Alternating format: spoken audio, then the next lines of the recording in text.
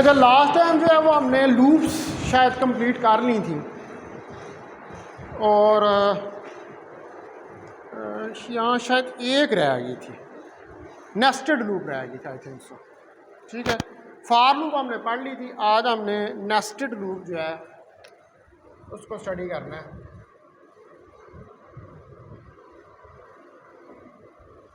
तो नेस्ट यानी कि घोंसला। ठीक है, अब घोंसले का जो होता है उसमें परिंदे होते हैं, उनके बच्चे होते हैं, तो वो घोंसला बन जाता है। तो ये भी एक घोंसला बन जाएगा मुख्तलिफ स्टेटमेंट्स का। तो loop with in a loop, loop के अंदर अगर लूप हो तो उसको हम क्या कहते हैं? Nested.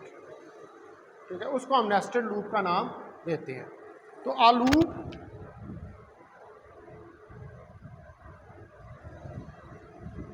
within the loop is known as nested loop। तो जो loop with in a loop होती है उसको हम नेस्टेड लूप कहते हैं।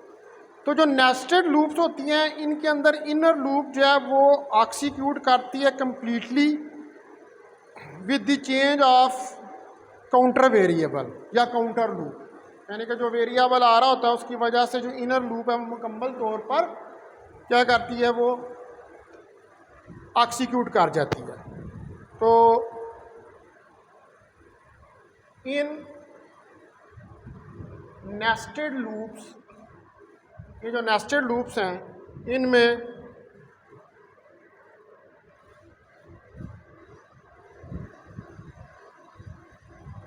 the inner loop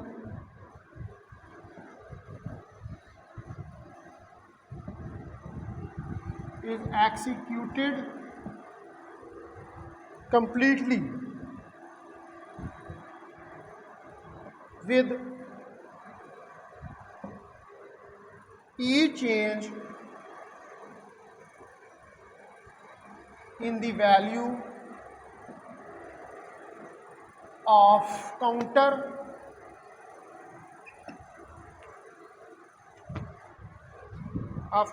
variable or counter loop.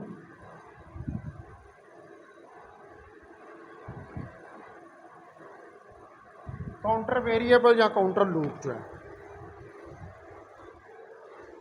अब नेस्टेड जो है इसको किसी भी लेवल पे आप परफॉर्म कर सकते हैं।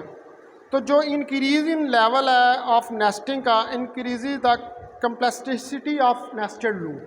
अब नेस्टेड लूप को यानी कि आप जितनी लूप्स बढ़ाते जाएंगे, यानी कि अगर नेस्टेड लूप है उसमें अगर 2 लूप्स हैं तो इतनी कॉम्प्लिकेटेड नहीं, इस पर कोई लिमिट नहीं है नेस्टेड लूप के लेवल पे। आप उस नेस्टेड लूप को किसी भी लेवल पर लेकर जा सकते हैं, 3 लूप भी रख सकते हैं, 4 लूप्स भी रखते हैं, 5 भी रख सकते हैं। लेकिन जितनी लूप्स आप इंक्रीज करेंगे उन लूप्स के इंक्रीज होने से आपकी नेस्टेड लूप जो है वो क्या होना शुरू हो जाएगी? कम्प्लेक्स होना शुरू हो जाएगी। ठीक है, तो the nesting can be done at any level. तो नेस्टिंग जो है वो किसी भी लेवल के ऊपर हो सकती है। The increase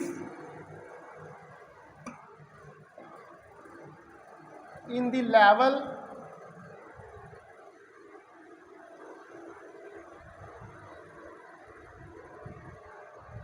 of nesting increases the complexity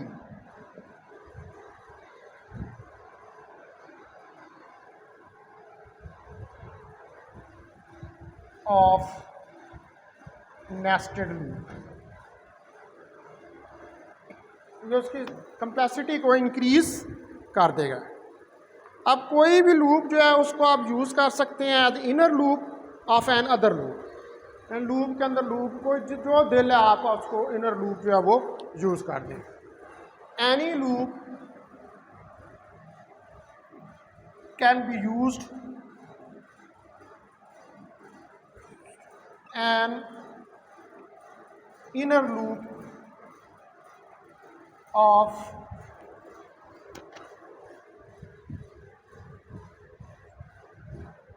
an other loop।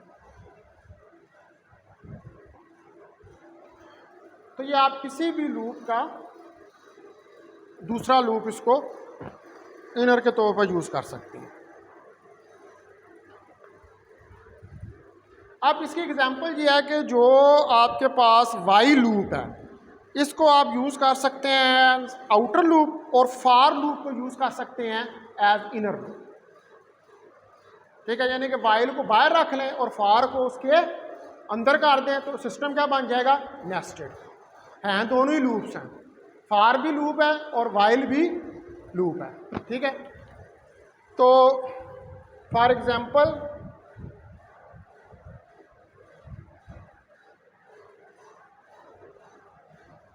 while loop can be used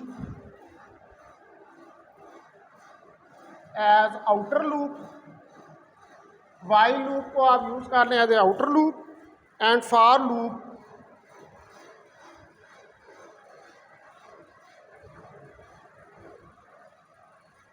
can be used as inner loop।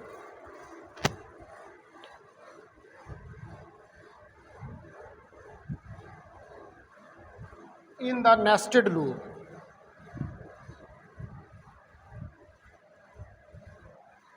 Nested loop के अंदर। ठीक है, वाइल को बाहर रख लें, आउटर रख लें, फार को इनर रख लें, तो तब भी ये नेस्टेड लूप ही बनेगी। अब इसका सिंटैक्स देखते हैं हम क्या होता है, कैसे हम इसको राइट डाउन करते हैं। तो पहले नंबर पर होता है फॉर, लूप लगाएं, इनिशियलाइजेशन,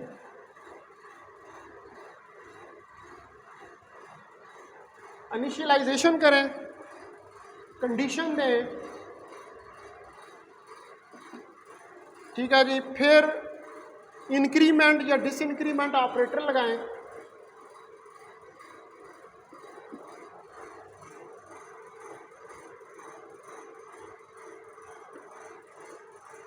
ठीक है जी, बंद हो जाएगा, फार आ गई। अब फिर ब्रैकेट जो है उसको शुरू करें। ठीक है, इसके अंदर एक और लूप ले आए दोबारा, फार, फिर दे इनिशियलाइजेशन। ठीक है जी, फिर कंडीशन, फिर उसके बाद इंक्रीमेंट,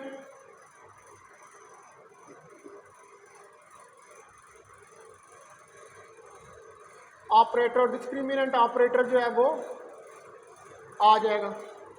ठीक है, उसके बाद अब ये लूप के अंदर लूप आ गई है, ऐसे ही है,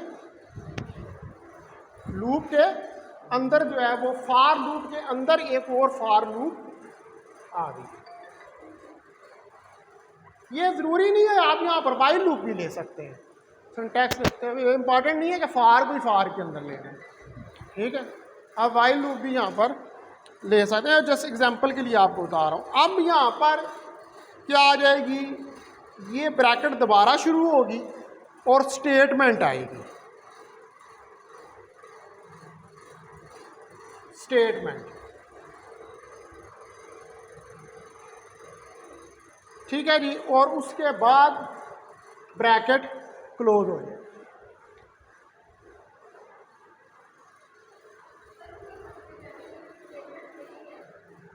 जी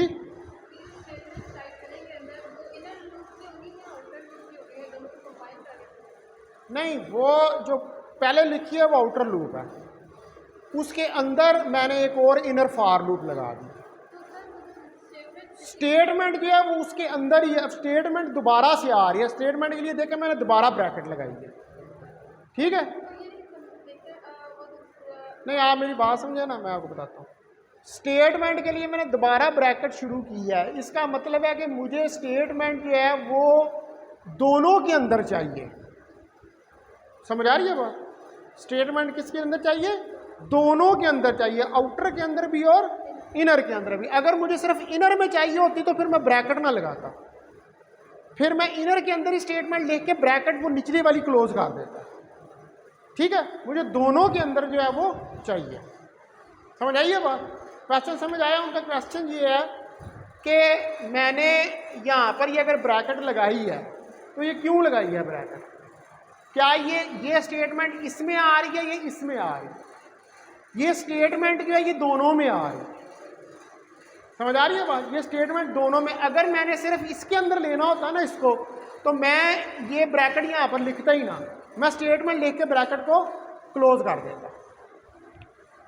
ठीक है, तो ये दोनों के अंदर, अब ये ब्रैकेट क्लोज होगी, अब आप जो है इसको दोनों में रन कर देगा उसको है। अच्छा, इसकी एग्जांपल जो है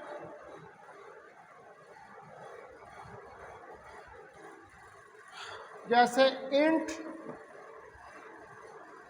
आई कामा जे, ये वेरिएबल लिया, डेटा को डिफाइन किया, for i is equal to 1, i less than equal to 2, i plus plus. ठीक है, उसके बाद फिर for j is equal to 1, j less than 3, j plus plus. ये दूसरी लूप आ गई। अब इसको आप आउटपुट दे लें, काउट आउटर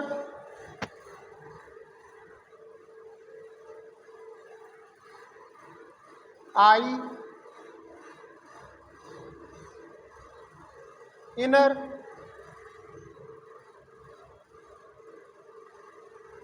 और जे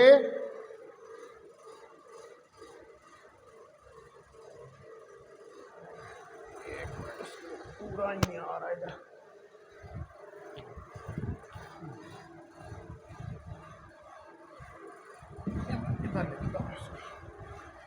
उसी के नीचे ही आ रहा है। ठीक है, काउट, अब आपने चूंकि आउटपुट लेनी है तो फिर आपको दोनों चाहिए, आउटर भी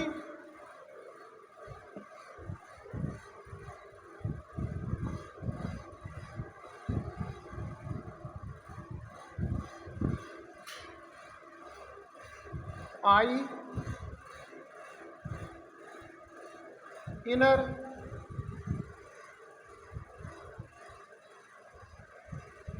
जे और एंडर, यह पूरा जो है फिर वो प्रिंट हो जाएगा।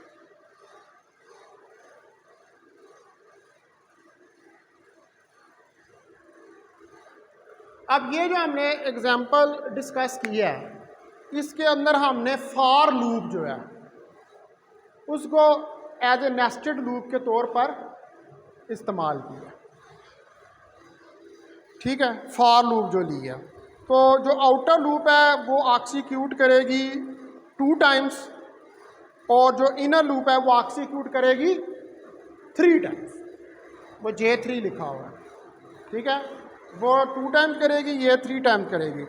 और हर इटरेशन जो है आउटर लूप की, वो जो इटरेशन का मतलब होता है कि बार बार न्यूमेरिकल वैल्यूज़ जो हैं वो जनरेट होना शुरू हो जाएंगी। इसका मतलब है कि इनर लूप जो है वो एक्सिक्यूट होगी 6 टाइम इन टोटल, क्योंकि वो 2 दफ़ा है ना, तो बार बार होगी, तो दूसरी 3 दफ़ा होगी, तो वो कितनी दफ़ा होगी? 2 जमा 2 जमा 2, तो टोटल कितने हो गए?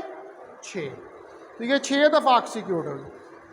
तो जब वैल्यू जो है वो आई कि आपके पास 1 है in first iteration of outer loop, तो जो वैल्यू ऑफ जे की वो चेंज किस पे होगी? अगर आई की 1 है तो जे की वैल्यू 3 तक जा रही है, तो जे की वैल्यू फिर 1 से 3 तक चेंज होगी, यानी कि आपके पास 3 इटरेशंस आ जाएंगी किसकी? Inner loop. 3 iterations inner loop की जो है वो आ जाएंगी। सिमिलरली जब वैल्यू आई की 2 होगी, तो जो सेकंड इटरेशन है इसकी आउटर लूप की जो वैल्यू ऑफ जे है ये फिर चेंज होगी कहाँ से, 1 से 3 को, ठीक है। तो वो सेम इटरेशन पर उसका वो ये सेम प्रोसेस जो है इसी तरह चलता जाएगा। आपने अब चूंकि आई एक दफ़ा 1 लेगा तो ये 3 दफ़ा करेगा, फिर आई 2 लेगा तो फिर ये 3 दफ़ा ही करेगा। तो ये अगर यहाँ पर आप आई को 3 कर देते तो फिर एक तीसरी दफ़ा फिर लूप उसके अंदर चलती दोबारा से, ठीक है। अच्छा जी, अब ये हमारी जो लूप्स हैं वो कंप्लीट हो गई। हमने फार लूप भी पढ़ लिया, वाइल लूप भी पढ़ लिया और डू वाइल भी पढ़ी है, ठीक है। ये सारी ये लूप्स जो हम इनको यूज़ करते हैं प्रोग्राम के अंदर। अब इसके अंदर जो होते हैं ये प्रोग्राम, इनमें एक और बड़ी इंपॉर्टेंट चीज़ होती है जिसको हम कहते हैं अरेज। उस अरेज हमने स्टडी करनी है कि अरेज क्या होते हैं।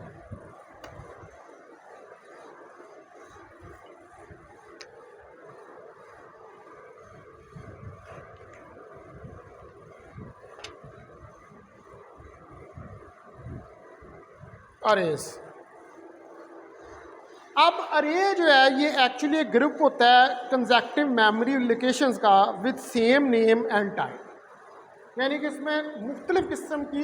अब मेमोरी लोकेशन बेसिकली क्या होती है C++ में, क्या होती है मेमोरी लोकेशन? सीरियलाइज यार, औरंगजेब इस तरह सीरियलाइज क्या होती है मेमोरी लोकेशन? हैं क्या? और मेरे भाई उसका C++ में नाम क्या है? तुम लोगों ने कख नहीं पढ़ा पीछे। और भाई वेरिएबल होती है मेमोरी लोकेशन, कोई याद नहीं आप लोगों ना, आप घर जाके पढ़ते हैं बस ऐसे ही इसको फेंक देते। वेरिएबल होती है उसकी मेमोरी लोकेशन, ठीक है। मेमोरी लोकेशन का क्या मतलब है? जिसके अंदर डेटा को स्टोर कर रहे हैं। वेरिएबल बेसिकली क्या है? जो डेटा स्टोरेज है उसकी टाइप भी बताता है ना। इंट है, कौन सा डेटा टाइप है, आपने करैक्टर डेटा टाइप है, इंट डेटा टाइप है, कौन सी डेटा टाइप आप यूज कर रहे हैं, डबल डेटा टाइप है। डेटा टाइप्स याद है? शायद ये याद हो, ये डेटा टाइप्स में है। अब किस डेटा टाइप में आप उसको स्टोर कर रहे हैं वो उसका वेरिएबल होता है और वही उसकी मेमोरी लोकेशन होती है, ठीक है। तो ये अरे बेसिकली क्या है? ये group of consecutive memory locations है। अरे बन जाएगी एक पूरी, एक नहीं बहुत सारी मेमोरी लोकेशंस आ जाएंगी।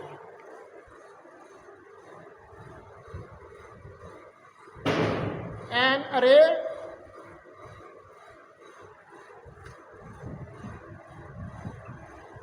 is a group of consecutive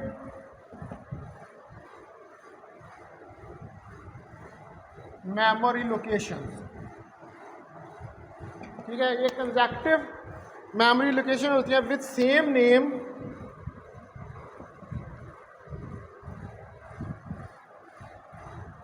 and type, जिसका एक ही नाम होता है और एक ही डेटा टाइप होती है। Simple variable is a single memory location. Simple variable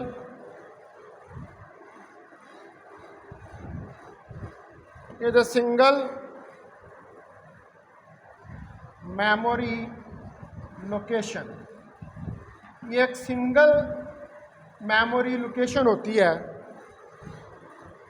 with a unique name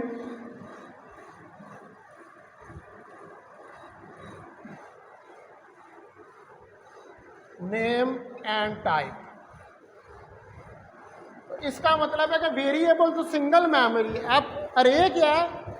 बहुत सारी मेमोरी लोकेशन है एक ही टाइप की, यानी कि अगर उसमें इंट वाले वेरिएबल हैं तो सिर्फ फिर इंट वाले ही होंगे, अगर करैक्टर वाले हैं तो सिर्फ करैक्टर वाले ही होंगे, अगर डबल वाले हैं तो सिर्फ डबल। ये नहीं है कि वो मिक्स होके आ रहे हों, वो अरे नहीं बनेगा, वो अरे नहीं बनेगा। ये डिफरेंट मेमोरी लोकेशंस हैं जिनमें सेम नेम और सेम टाइप की मेमोरी लोकेशंस जो हैं वो होंगी। लेकिन जो आपके पास अरे है, बट एन अरे is a collection of different adjacent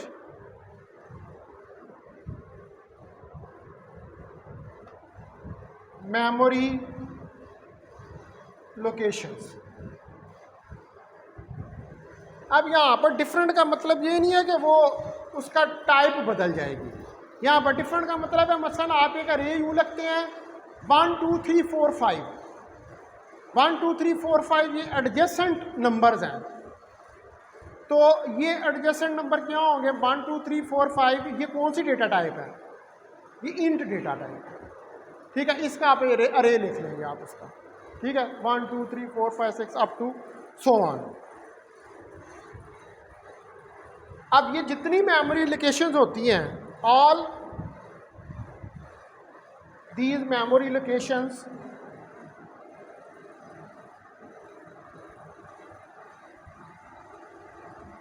जितनी आप उस करिए के अंदर आपके पास मेमोरी लोकेशंस आती हैं, हैव वन कलेक्टिव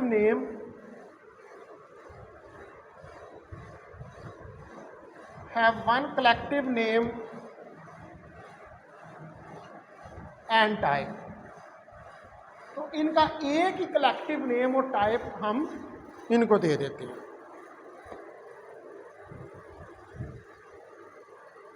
अब ये जो मेमोरी लोकेशन होती हैं अरे के अंदर, इनको हम कहते हैं एलिमेंट्स ऑफ अरे। द मेमोरी लोकेशंस इन अरे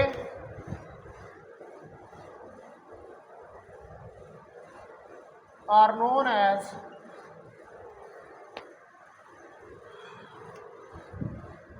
elements of array। इनको हम कहते हैं ये एलिमेंट्स हैं अरे के। तो टोटल नंबर ऑफ जो एलिमेंट्स होते हैं अरे के अंदर, वो एक्चुअली उस अरे की लेंथ होती है।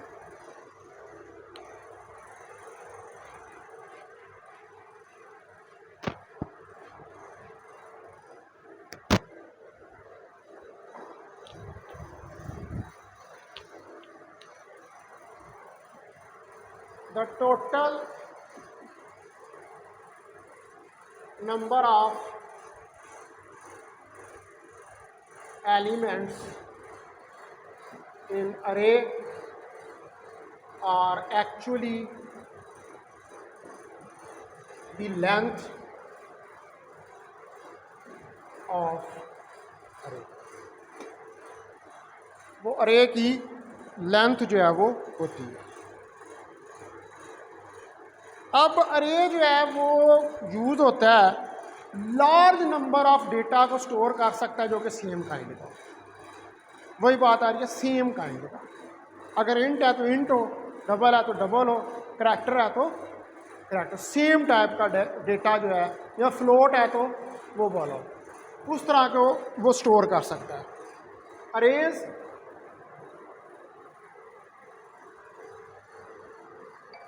are used to store large amount of similar kind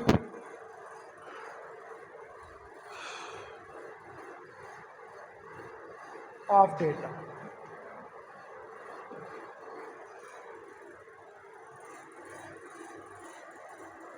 अब आप सपोज करें यहाँ पर कि एक यूज़र जो है, मतलब का जो प्रोग्राम लिखने लगा, उसने इस्तेमाल करना है किसको? अरे को। तो वो क्या करता है कि वो ये चाहता है कि स्टोर करे मार्क्स ऑफ 100 स्टूडेंट्स। तो ये क्या बनेंगे फिर? वो स्टोर करेगा 100 वेरिएबल्स।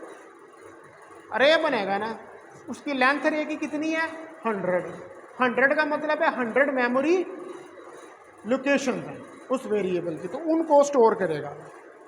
ये एक टाइम कंज्यूमिंग प्रोसेस होता है, कि इन वेरिएबल्स को आप इंडिविजुअली यूज़ करें। मसला अब एक बंदा एक एक को यूज़ करेगा तो वो 100 को तो करते करते पागल ही हो जाएगा, वो सारा दिन ही लगाएगा।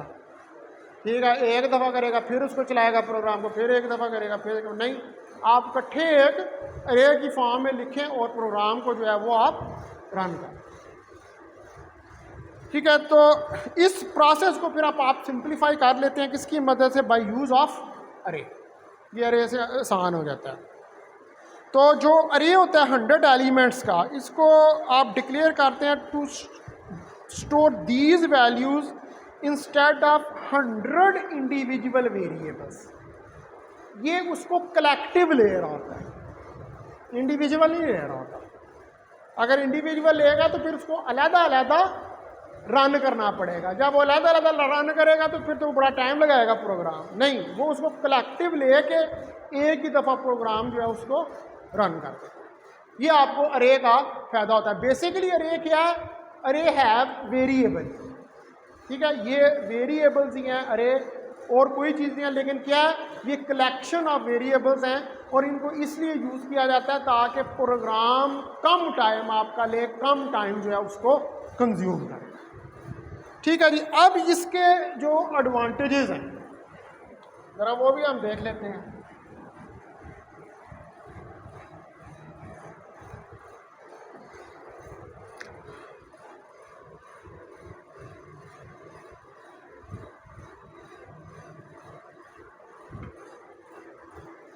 तो इसके एडवांटेजेस जो हैं, अरेज जो हैं can store a large number of value with a single name. Large number of values को स्टोर कर सकते हैं सिंगल नेम से। Arrays can store a large number of values with a single name. Single name के साथ large number of value को store कर सकते हैं। दूसरे नंबर पर ये इजीली बहुत सारी वैल्यूज को प्रोसेस कर देते हैं और क्विकली उनके रिजल्ट्स जो हैं वो आपके पास आ जाते हैं। Arrays are used to process many values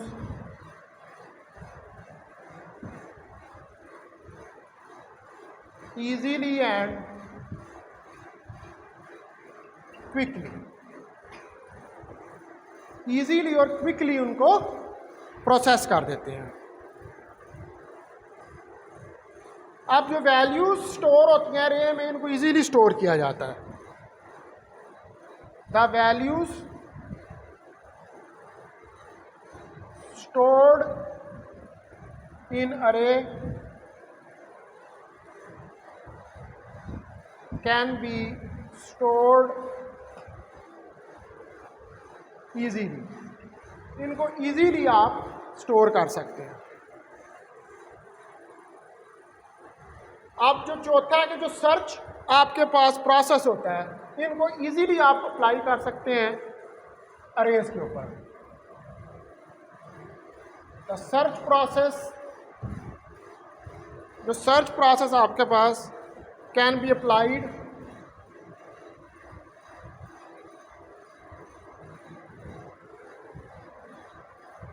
on arrays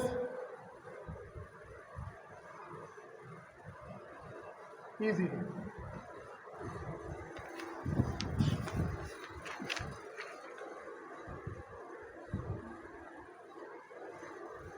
ठीक है जी, अब ये तो हो गया, आपको यहाँ तक समझ आ गई कि अरे क्या होता है, उसके फ़ायदे क्या होते हैं।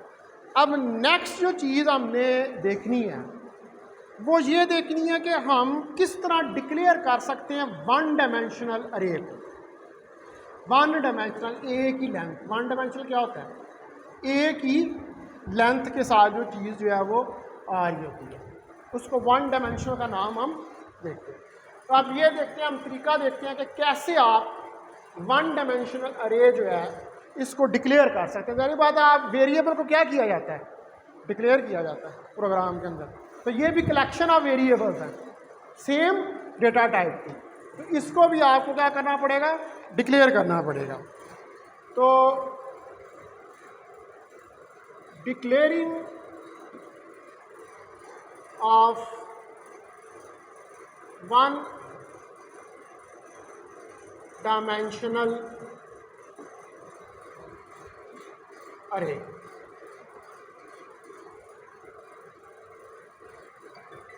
अगर वन डायमेंशनल अरे को आपने डिक्लेयर करना है तो एक ऐसी टाइप ऑफ अरे जिसके अंदर जो एलिमेंट्स हैं वो अरेंज्ड हो in the form of list, एक लिस्ट की फॉर्म में हो, तो उसको हम क्या कहते हैं, वन डायमेंशनल। एक लिस्ट की फॉर्म, एक लिस्ट सी बनी हो।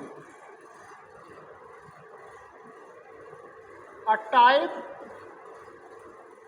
ऑफ अरे, एक टाइप जो है अरे की, इन विच ऑल एलिमेंट्स, जिसके अंदर सारे एलिमेंट्स जो हैं are arranged in the form, इसमें सारे एलिमेंट्स जो हैं वो अरेंज में हो in the form of list, is known as one dimensional array. इसको हम वन डायमेंशनल अरे का नाम देते हैं। इसको सिंगल डायमेंशनल अरे या लीनियर लिस्ट का नाम भी दिया जाता है। ये एक कॉलम भी हो सकता है और एक रो भी हो सकती है, ठीक है। It can be A column और रो, ये कॉलम भी हो सकता है और रो जो है वो भी हो सकती है।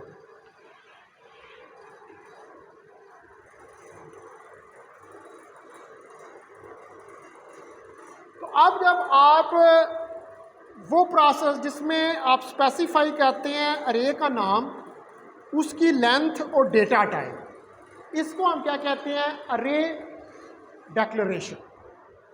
आप जब बताते हैं कि ये अब लेंथ कैसे पता चलेगी कि 1D है, 2D है, 3D है, कौन से टाइप का है, नाम क्या उसका, ठीक है। इन सब चीज़ों को जो अब आप बताते हैं तो इसका मतलब है कि आप ये आप क्या कर रहे हैं, आप अरे को डिक्लेयर कर रहे हैं उस पर्टिकुलर प्रोग्राम के अंदर जिसके अंदर आपको अरे की ज़रूरत है। तो the process of specifying name, इसके अंदर हम स्पेसिफाई करते हैं नेम, अरे name, length,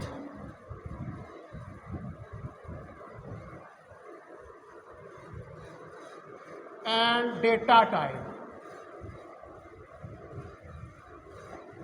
is called array declaration। इसको हम अरे डिक्लेरेशन का नाम देते हैं। अब इसका सिंटैक्स देख लेते हैं ज़रा कि इसको कैसे लिखा जाता है। तो इसको आप देते हैं डेटा टाइप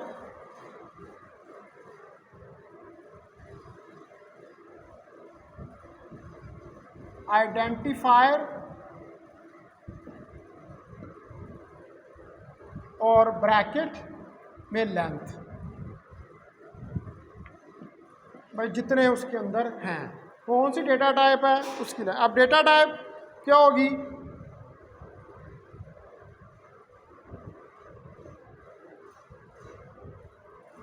अब ये वो बताएगा वैल्यूज़ जो कि स्टोर्ड हैं अरे के अंदर, किस टाइप की वैल्यूज़ स्टोर्ड हैं अरे के अंदर। It indicates the data types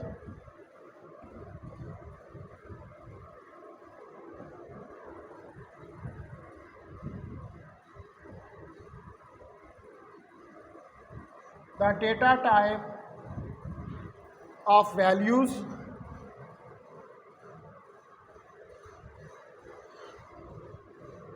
to be stored in array, जो कि अरे के अंदर स्टोर्ड है। उसके बाद आइडेंटिफायर,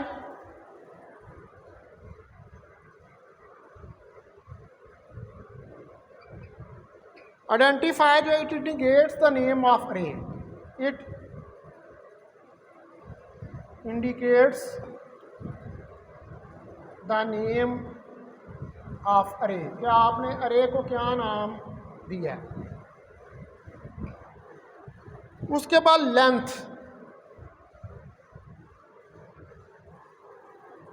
ये बताता है total number of elements in अरे।